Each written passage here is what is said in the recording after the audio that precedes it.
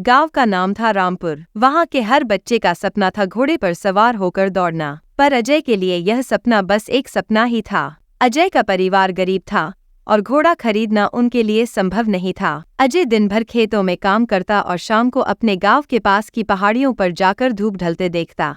एक दिन जब वह एक पुराने पेड़ के नीचे बैठा था तो उसने झाड़ियों के पीछे से एक हल्की आवाज सुनी। वह उठा और धीरे धीरे उस तरफ बढ़ा। झाड़ियों के पीछे एक छोटा दुबला-पतला सफेद घोड़ा खड़ा था। घोड़ा थका हुआ और भूखा लग रहा था। उसके पैर में एक चोट भी थी। अजय ने बिना सोचे समझे घोड़े के पास जाकर उसके माथे पर हाथ फेरा। घोड़े ने धीरे से अपनी आंखें खोली और अजय को देखा। उस घड़ी दोनों की आंखों में एक अजीब सी समझ बनी। तुम्हारा नाम क्या रखें?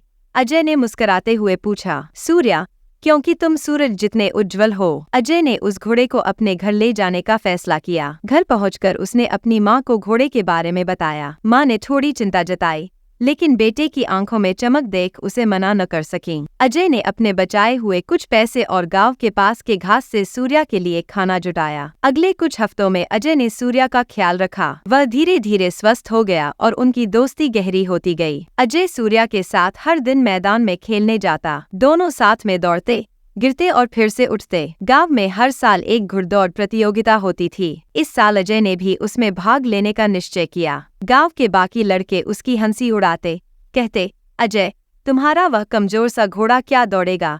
पर अजय ने हार नहीं मानी। प्रतियोगिता के दिन सूर्या और अजय तैयार थे। मैदान खचाखच भरा हुआ था। सभी प्रतियोगियों के घोड़े ऊंचे और शक्तिशाली थे, पर अजय के दिल में आत्मविश्वास था। सिर्फ दौड़ पर ध्यान देना, उसने सूर्या के कान में धीरे से कहा। सीटी बजते ही सभी घोड़े दौड़ पड़े। सूर्या की शुरुआत धीमी थी, पर अजय ने उसे धैर्य से चलाया। आधी दौड़ तक आते आते कई घोड़े थकने लगे थे। तभी अजय ने सूर्या को संकेत दिया और वे तेजी से आगे बढ़ने लगे। लोगों की चीख पुकार और तालियों के बीच सूर्या और अजय ने अंतिम मोड़ पार किया और पहले स्थान पर पहुंचे। पूरे गांव ने तालियों की गड़गड़ाहट से उनका स्वागत किया। उस दिन अजय ने न सिर्फ दौड़ जीती थी, बल्कि अपने सपने को साकार किया था। सूर्या उसके लिए सिर्फ एक घोड़ा नहीं, बल्कि उसका सबसे अच्छा दोस्त और प्रेरणा बन चुका था।